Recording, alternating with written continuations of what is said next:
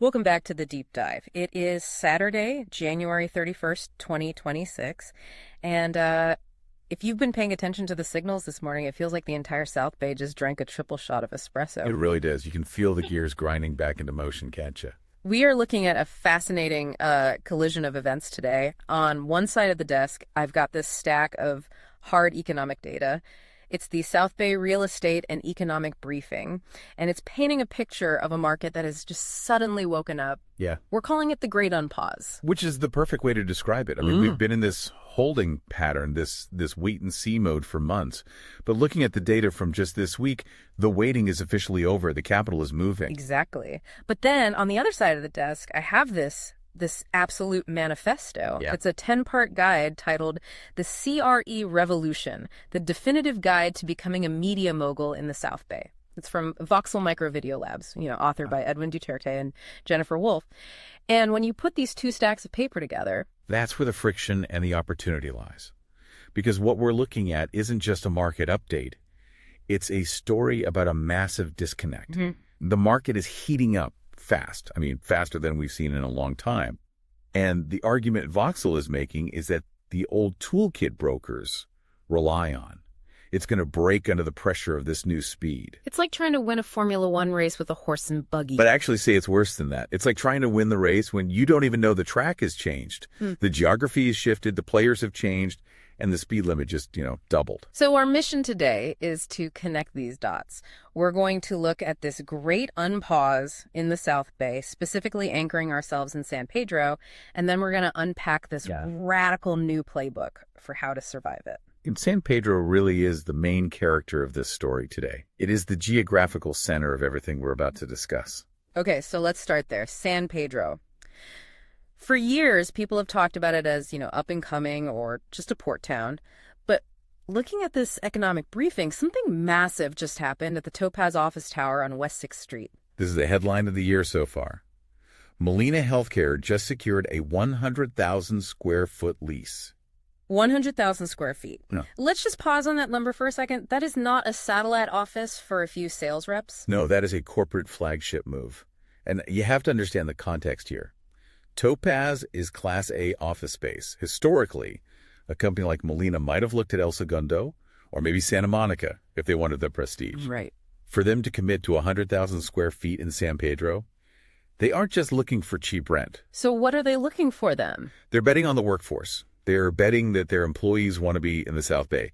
It's a huge validation of the live work model actually taking root in San Pedro. It sends a signal. A massive one. Yeah. It tells every other institutional tenant that San Pedro isn't just a port, it's a corporate destination. And this directly connects to our second source, doesn't it? Because Voxel Micro Video Labs, the folks who wrote this manifesto, they didn't just write about San Pedro, they planted their flag there. That's the interesting correlation. Their studio is physically located in San Pedro. They have a slogan in their guide. The future is waiting in San Pedro. Now, usually that sounds like marketing fluff. Totally. But when you see a giant like Molina Healthcare moving in down the street, it validates that bet. It's not just a slogan anymore. It's an economic reality. So Voxel positioned themselves there to offer brokers the lights, the cameras, and the strategy to capitalize on exactly this kind of growth. They saw the wave coming. Right. And now that wave is crashing. Which brings us to the broader real estate thaw that's mentioned in the briefing. Yeah, let's zoom out. The briefing mentions this thaw happening in late January 2026. But the numbers here, thaw sounds gentle. This looks frantic. Thaw implies a slow melt.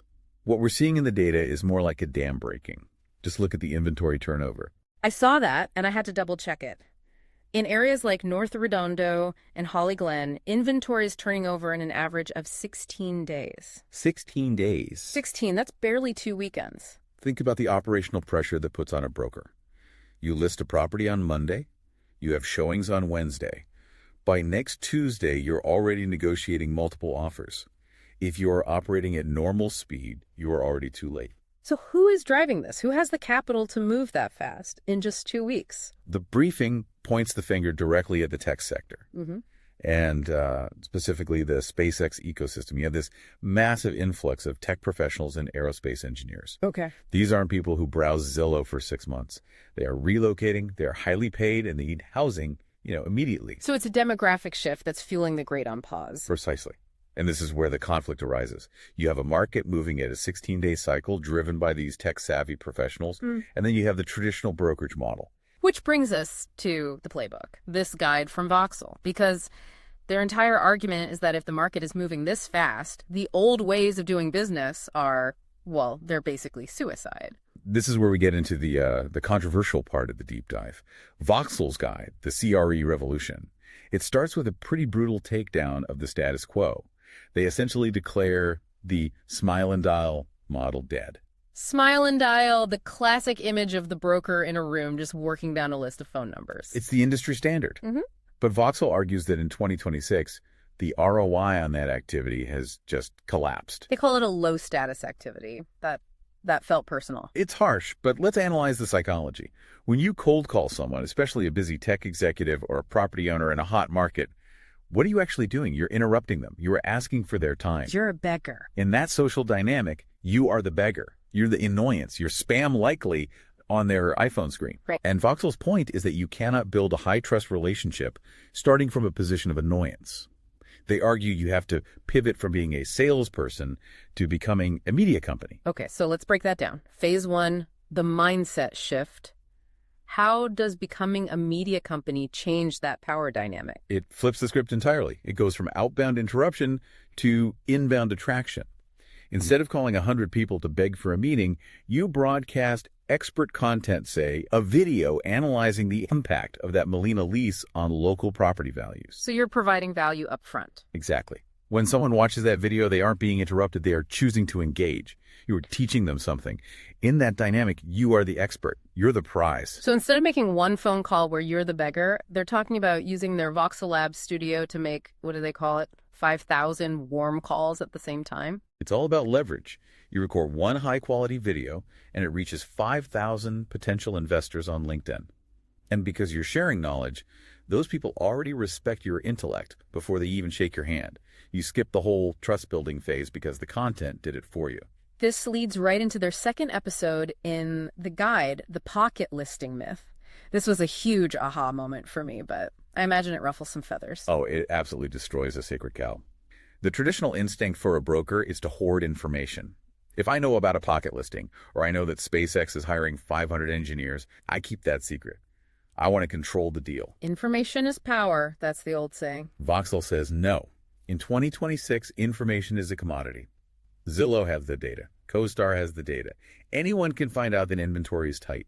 If you try to hoard that, you just look, well, irrelevant. So what's the alternative then? What is expensive, what clients will actually pay a premium for, is insight. Voxel advises brokers to be the market oracle. The market oracle. I love that. Explain it. It means you take that raw data and you spin the narrative. Don't just tell me inventory is low. Tell me why. Connect the dots between the SpaceX hiring spree, the 16-day turnover in Holly Glen, and that Molina lease. If you're the broker who broadcasts that synthesis, you become the authority. So you give away the what to sell the why. Yes. Because when investors see you understand the market better than they do, they stop looking for properties and start looking for you. You attract the market instead of chasing it. And practically speaking, with a 16-day turnover, you literally can't call fast enough to cover the market. Broadcasting seems like the only way to match the speed of this unpause. That's the operational reality. You can't scale a phone call, but you can absolutely scale a video. Okay, now let's get tactical, because this guide isn't just high-level philosophy. It gets into the nitty-gritty of how to actually do this. And speaking of doing things, today, January 31st, is a critical date mentioned in the economic briefing for businesses in El Segundo. The business registration renewal deadline. Right. If you're a business in El Segundo, today's the day you have to renew your registration to avoid late fees. Now that sounds like boring paperwork, but the briefing frames it as a signal. It's a forcing function. It means that right now, business owners are sitting at their desks, looking at their operational costs and committing to another year. The business cycle is active. Decisions are being made today. And this ties into Voxel's third episode, the cap rate edutainment, which I have to say sounds like a contradiction in terms. Can you really make a cap rate entertaining? Chuckles. It is a bold claim. But think about the alternative. Most investors get a PDF full of spreadsheets. It's dry. It's static. Voxel's point is that investors are human. They want to feel excited about a deal. So how do you make math sexy? You visualize the upside. You don't just send the spreadsheet. You stand in front of a screen in the studio and you walk them through the numbers. You explain why the cash flow works. You show the potential for appreciation with enthusiasm. You turn a financial analysis into a pitch. It's the difference between reading a textbook and watching a documentary. And that visual component becomes even more critical, I'd say essential, when we look at the industrial sector. The briefing specifically mentions torrents and the industrial market there as a key opportunity. Right. Voxel has a whole episode on this, the industrial pivot. This was the part where I really needed the expert view because, let's be honest, an industrial warehouse is a concrete box. How do you sell curb appeal on a concrete box? You don't. And if you try to make it look pretty, you look like an amateur. Voxel says you stop selling the building and you start selling logistics capacity. Okay, but how does a camera help with that? It's about answering the operational questions before the tenant even asks them. An e-commerce tenant doesn't care about the paint color. They care about, can I fit a 53-foot semi-truck in that yard? Or how high can I stack my pallets? So you film the functionality? Exactly. You fly drone through the roll-up door to show the clear height. You start the camera at the street and walk it into the loading dock to show the turning radius. You use the video to prove that their supply chain will flow smoothly in this space. That's brilliant. You're creating a virtual site tour that speaks the language of a logistics manager. And that's something a cold call simply cannot do. You're allowing them to visualize their business succeeding in that space. There's another specific tactic they mentioned that targets a very specific kind of anxiety. They call it catching the white whale. The 1031 exchange investor. We all know the scenario. You have an investor who just sold a property. They are sitting on a pile of capital, but they are staring down the barrel of that 45-day identification deadline. It is the single highest pressure point in the real estate business. Yep. If they miss that window, they get hit with a massive tax bill. That investor is in a state of panic. So Voxel calls them the white whale because they are big, elusive, and frankly stressed out. So how do you catch a panicked whale? You certainly don't do it by calling them and asking, do you want to buy a building? Yeah. They're already overwhelmed. Voxel suggests creating life raft content. Life raft content. I like that. You make videos specifically addressing their pain. What to do if your 45-day window is closing. Top 3 properties that can close in under 30 days in the South Bay.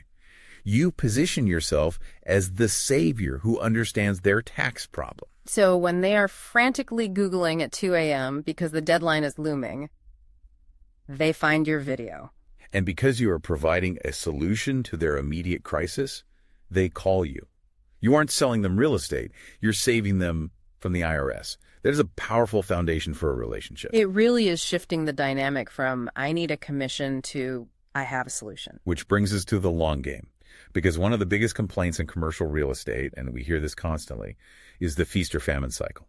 You close a big deal, you're rich. Then nothing for 6 months, and you're sweating. Voxel addresses this in episode 9, the asset management play. They talk about the tenant rep trap. Right. Tenant rev is exhausting because once the lease is signed, the relationship is effectively dormant until renewal, maybe 5 years later.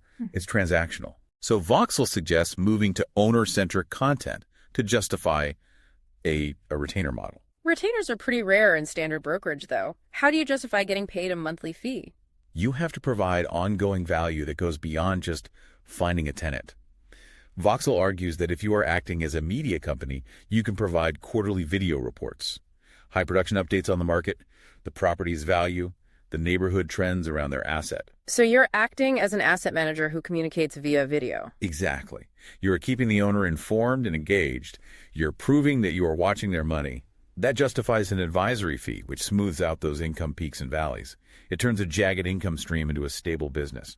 But I have to play devil's advocate here. This all sounds great. Filming drones, analyzing data, editing videos, managing assets. But a broker's time is finite. How does one person actually pull this off without burning out? They don't. And that's the trap most brokers fall into. They try to be the writer, the director, and the editor. Voxel's episode 8, The Brokerage Brand, is all about leverage, specifically recruiting. They make a great point here about the younger generation.